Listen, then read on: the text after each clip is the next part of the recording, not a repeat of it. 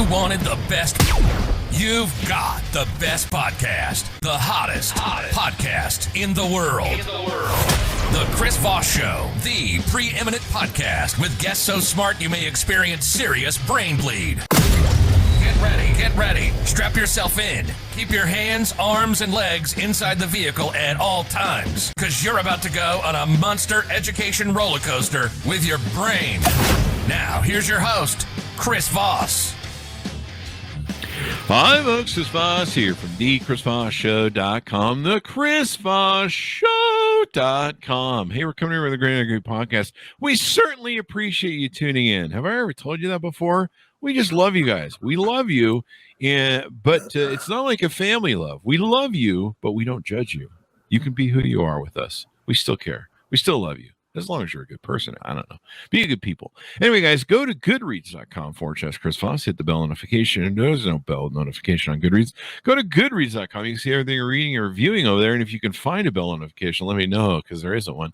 But the bell notification is on the youtube.com/Chris Voss. You can go there and hit that bell notification over and over all you want. Actually, just hit it once, or whatever you do, make sure it's turned on. Now you get all the notifications of everything we do, and you get those dings. Lots of really cool gifts that we'll be talking about, different reviews of product. We got some new JBL stuff that was in, and a bunch of phones that we've got to post. Gift giving guides for the big Christmas that's coming here. You may have heard of it. It happens every year about this time, and the kids like those gifts. So we'll be talking about a gentleman today who has an amazing children's book too. On top of that, go to all our groups: Facebook, LinkedIn, Twitter, Instagram. You can find us everywhere. We're just not on Snapchat for the most obvious of reasons, but TikTok, all those places the cool kids are at, we try and keep up with them. Anyway, guys, we have an amazing author on the show with us today. He is the author of the book Gamal the Thirst Gamal, a Christmas tale. Look at that. We're already in Christmas tale stuff. Robert A. Schorr is on the show with us today. He just put out this book July 6, 2021, and it's great for children. So this is something you can, it might make a good stocking gift if you can fit in the stocking, or order that up for a gift for the kids and they can enjoy it.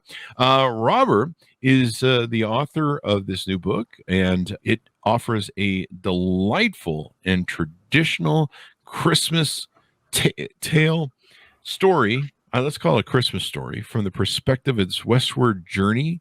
And let me pull this down here. Westward journey plus themes of shunning, self-image, and personal empowerment.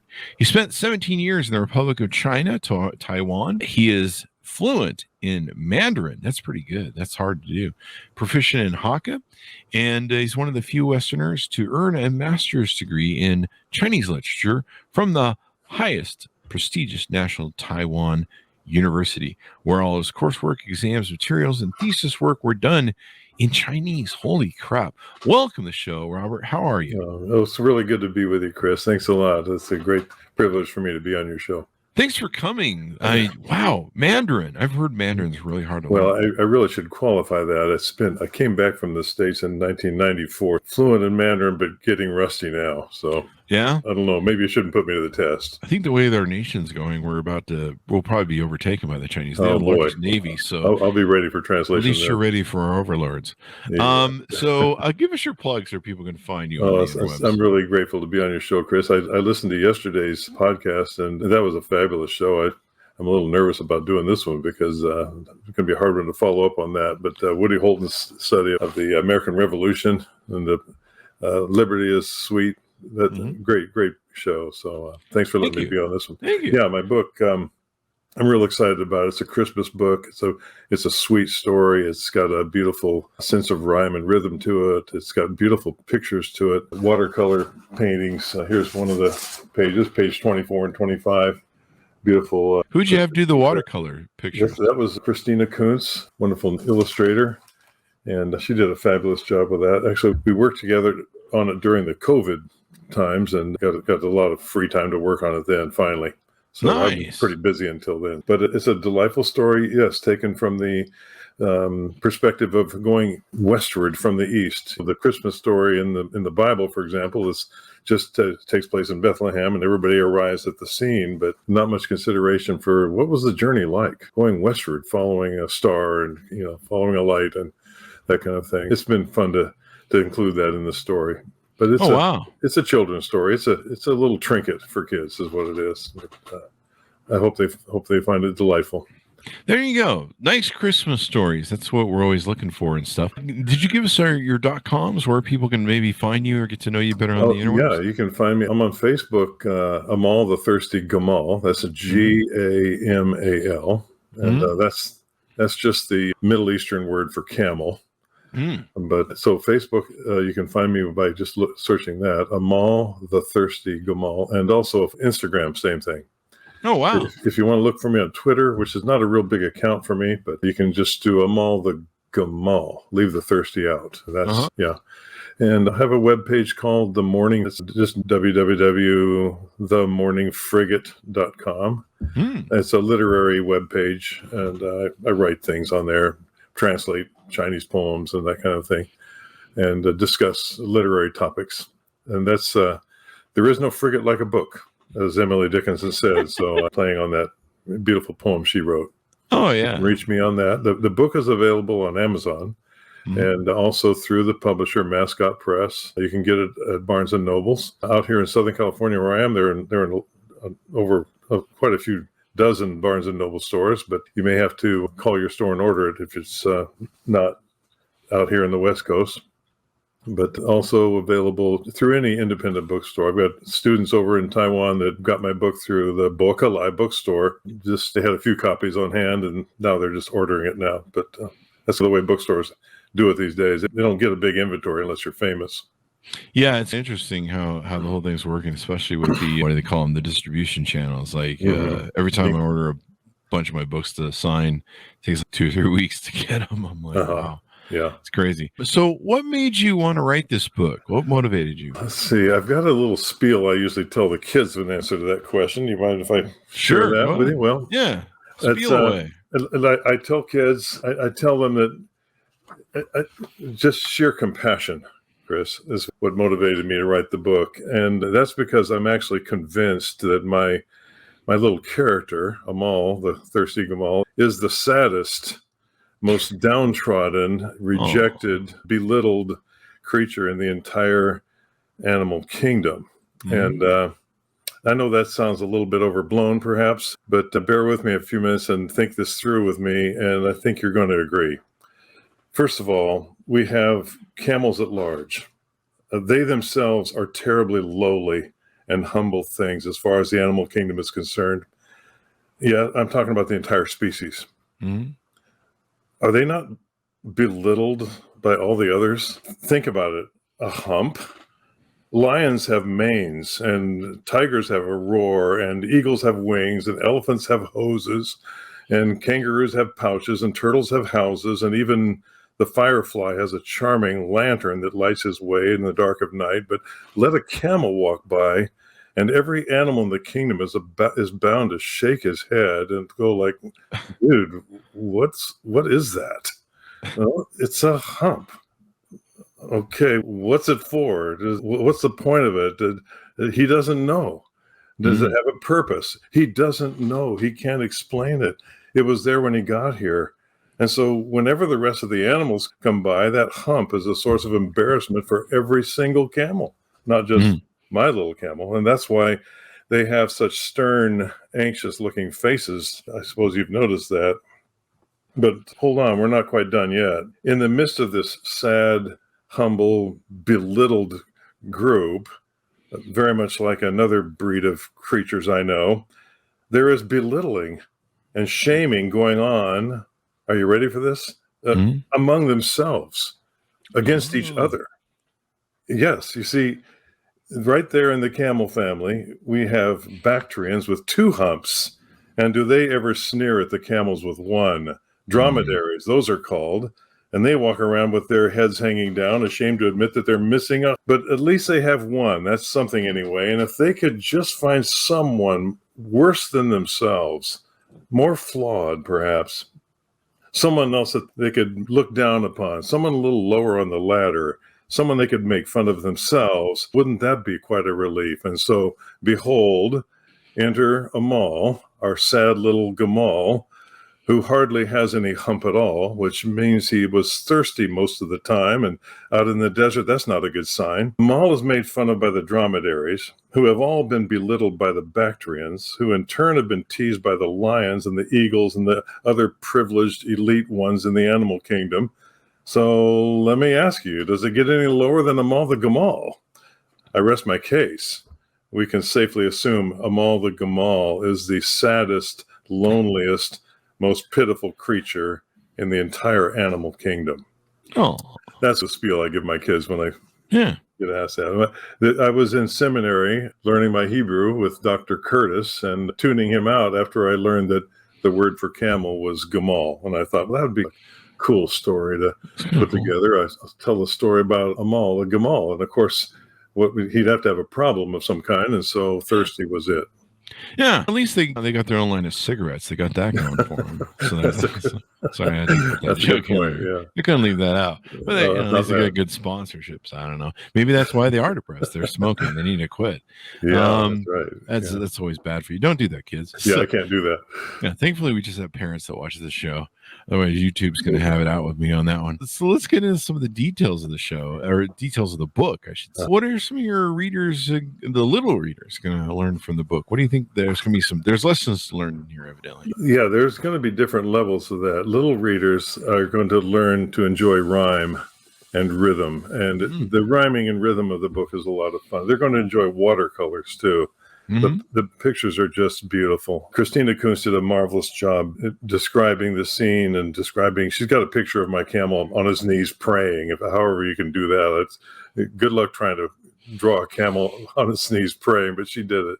She pulled it off, and they're just gonna enjoy the visual effects and the audio effects of it too. The rhyme and rhythm. It's not a regular rhyme. I don't like regular rhyme. I don't like constant predictable sing-song rhyme, but the rhyming and rhythm is really fun in this thing. It's fun to read. I love reading it, and I'm doing a reading tomorrow night in the Barnes & Noble here. Oh, nice. And it's just going to be a lot of fun to read that thing. I've got it memorized, actually. There you go. But other things, it gets deeper, and that's what I like about the book. I've enjoyed doing it. It's not just a children's tale, just a shallow thing, and even the rhymes are not shallow. It's not quite like Green Eggs and Ham, where the rhyme is just fun, but it's captivating, I think. Oh, wow. Everyone who reads it says the same thing about it. But other things that kids are going to take away from the book is they're going to learn not to judge others by their appearances, and definitely not to judge a person by his defects, because my camel has a defect. They're going to learn not to listen to the voices of prejudice or rejection or exclusion, not to tolerate that in their life, but rather listen to the voice of wisdom. There are wise men on this caravan journey that is going from the east to the west. They're on their way to a destination far to the west, and there are wise men going with them. And at one point in the story, a real piece of wisdom that sort of delivers my poor outcast camel. They're going to learn that there are beautiful mysteries to the Christmas story. And I don't really go into detail about it, but I hint at it. And it's neat, because I think later on in their lives, when they get a little bit older and look back at the book again, it's gonna dawn on them, this thing's deep. There are things alluded to in the story that are rather profound, and I can explain some of those if you want. Yeah, let's do. And they're gonna also learn. I think probably the most important thing they're going to learn is that they themselves, my little readers, they themselves are beautifully made, and especially made, and made for a meaningful purpose in life. I hope they get that message. And there's also a little science lesson about camels and humps. So I won't want to spoil the story by explaining all that, but there's faulty science running through the whole book. That's one of Amal's problems. So it takes a wise man to correct that, and it becomes a complete revelation in his life. And so a lot of fun. That's pretty interesting. Yeah, there's lots of cool stuff that kids can learn. It's a great book that not only the kids can read themselves, or they can have a parent read to them, and all that stuff, and interact with them. Yeah, I'm a real advocate of reading aloud to your kids. Yeah, perfectly fine to read it on your own too, but kids are amazing. I'm quite amazed at how children pick up the vocabulary and the language of their parents just by sitting around the dinner table. Mm-hmm. No one's teaching them idioms at all, but they're picking up idioms. One day I was walking with my granddaughter back from the beach, and she was, I think she was 3 years old, and she prefaced one of her sentences with, "Frankly, Grandpa," and she went on to launch about something, and I cut her off and said, "Evie, do you know what frankly means?"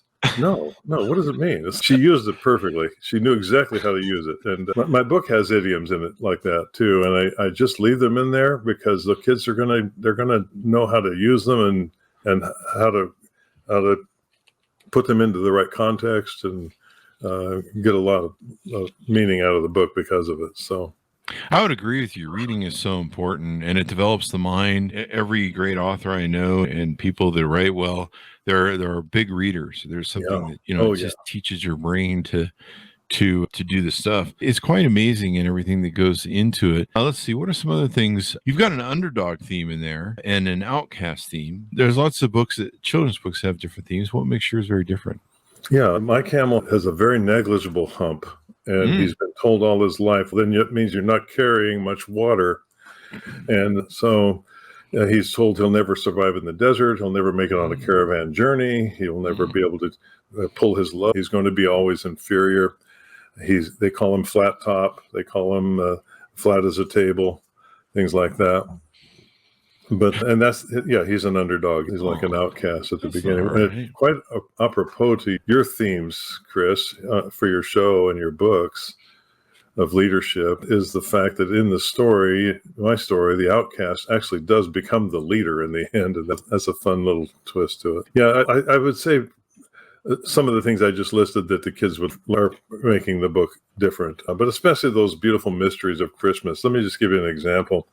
During one of the nights on the journey westward, as the caravan and the wise men and the merchants are lounging at rest, an exotic old traveler comes in from the west and says, "A king has been born in a manger of hay. It's a strange way to come, if you ask my opinion, with no palace or splendor or signs of dominion.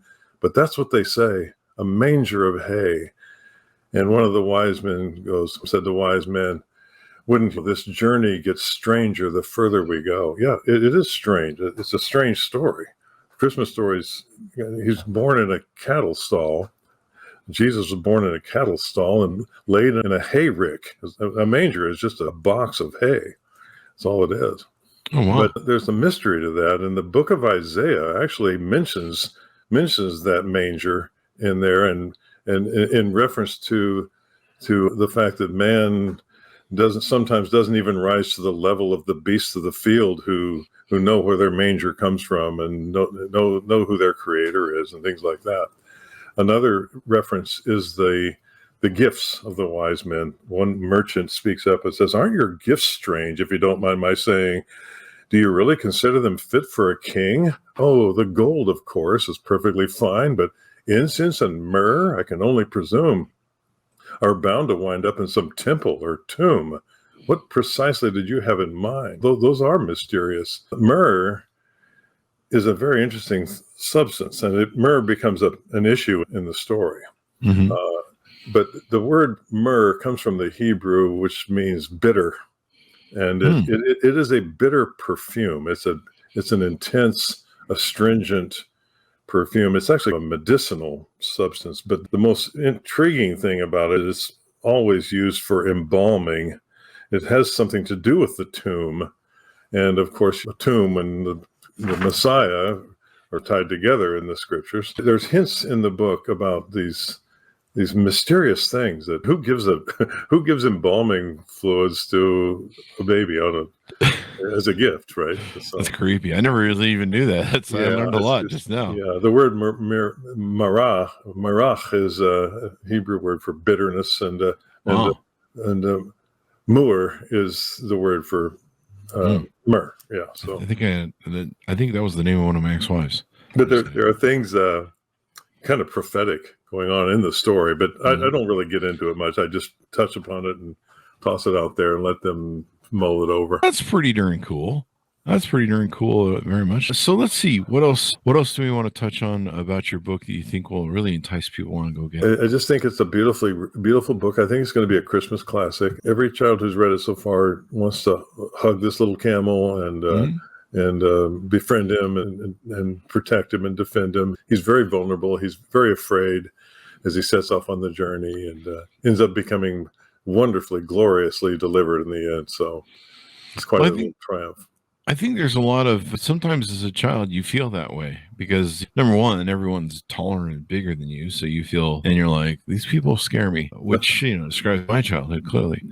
But you feel downtrodden. You're trying to find your place in the world. You're trying to find your footing. Who am I and why am I here? And what the hell's going on? If you're experiencing the program of life for the first time, you're just like, this is a bit daunting.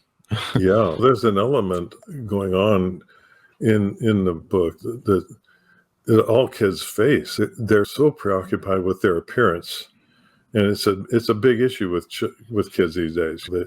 They get teased about their appearance, they get teased about their bodies, and every parent and every adult wants to take their little ones and sit them down and say, "Listen, don't listen to this. Don't listen to these wrong voices. They're the kids you hear at school, or the snide things you hear at your upperclassmen at school. Just you're beautifully made. You're especially created, and you have a purpose too. And we long to impart to them a good, positive message about who they are. And all the world just seems to be shouting condemnation and criticism at them so often. That's really sad. So I'm glad the book gets to address that issue a little bit.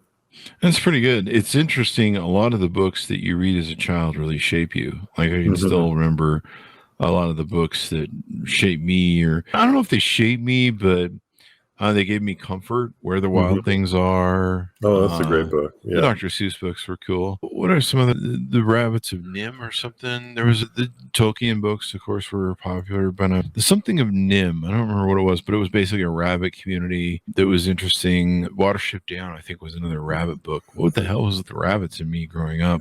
We actually bred and had rabbits. That was the thing to do. So I don't know, maybe that's why I was into rabbits, but they were popular books that we had there. Yeah. But yeah, those are the books that, like, I can read. I've probably read a billion books in my life, but yeah, those are the books I remember.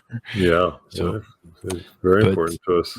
They definitely have an impact on you. They shape you. They give you something to experience life with, a bit of a security to blanket. Sometimes you go to your books and stuff. I remember growing up and I would get lost in books and writing and stuff. And stories are such an important thing for kids to learn. Anything more you want to plug on your book or talk about? I just want to encourage everybody. There's a plush toy that goes with it. Really? Also available on Amazon, and it's a really cute plush toy. We had a really good time getting that ordered and brought into the equation. Cool. It's a real cute little. I should have sent you a picture of that. I have a picture of it before me. Yeah, that's really cute. Yeah, he's got a canteen. He wears a canteen. There's a point in the story where maybe I'll read that to you. Sure. That little portion about the canteen, and he looks real beleaguered. Hasn't quite been delivered yet, so that's a lot of fun. And my grandson hugs the plush toy every night when he goes to bed, and wants to have the story read to him all the time. So I feel ripped off. I didn't get a plush toy with Where the Wild Things Are. Well, I'll send you one, Chris. Okay, I'll send you one of those. Right. Well, I think that's really cool. I wasn't I'd seen it here on Amazon, and it said frequently bought together, and so it presented that to me, and I just made the assumption that was some sort of algorithm from Amazon. Just like they found a camel, they're like, "Hey, I'm glad they did that." Yeah, that's pretty cool. Yeah, that's nice of them to do it. So. Yeah, I'm like, so now I know what the camel is. But yeah, it's a cute camel. It's a little sad. Yeah, I actually wanted to bundle the two. This publishing business is not easy to do. Oh yeah, it's pretty crazy. I'm a hybrid publisher, so I have to do some of the work myself, and that's been a really neat experience for me. But I tried to get the two bundled together while on Amazon, and that took quite a bit of work. But it's there now, and if you go to Amazon, you can just type in the whole title of the book and put plush toy or plushie after it. Or I've got Bitly codes too and things like that. If you go on my website, I'll give you a Bitly link, and you you can just get right into Amazon and get it, or you can get the plush toy from the publisher too, Mascot Books. And it even says here on Amazon, if you order now, you can arrive before Christmas. Yes, So it that's will. important. You want to order stuff now because they're having lots of distribution problems. In fact, a bunch of stuff I ordered from Amazon because of Amazon's, I think they went down on, what was it, Monday? I did hear that. Yeah, everything I ordered is like coming a day late. They're like, sorry, we had a mess. And so, yeah, there's going to be lots of complications. So you definitely want to order this. I like this. I can see all these young kids sitting around a parent squeezing the little plushie toy. That gives it a whole three-dimensional sort of context and aspect. Mm-hmm. Yeah, it does. It really does. It's very sweet. Yeah. So maybe I'll just get one just to for when I get scared at night when the lights go off. Keep it next to your mic. Yeah, we'll put one next to the mic. I think you might have to buy a sponsorship for that. But yeah, we'll keep one on the show maybe somewhere. And that'd be good. The only problem is I got 2 huskies and they might decide they like it better. And that probably wouldn't be a good thing. I do love huskies. Yeah, I love huskies, but I can never give them a stuffed toy because I don't know what it is. They'll play with it for a day or two and I'm like, oh, they think it's cute. And then I'll come and it's been gutted of all the cotton. That's what huskies are supposed to do. Yeah, and I'm like, you just killed your favorite toy, you moron. It's horrible. Yeah, they're just being themselves.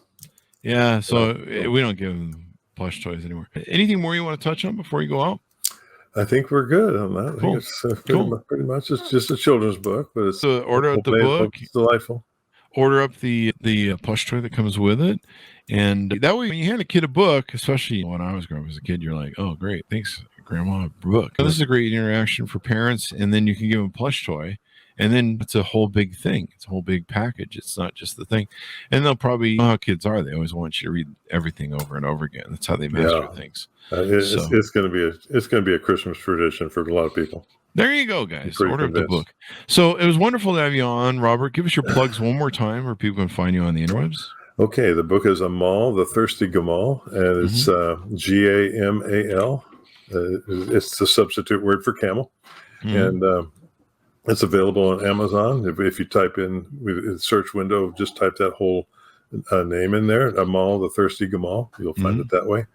I don't know if they have a simpler connection yet or not, but it's also available on Barnes & Noble on their online ordering, or you can get it in the stores now.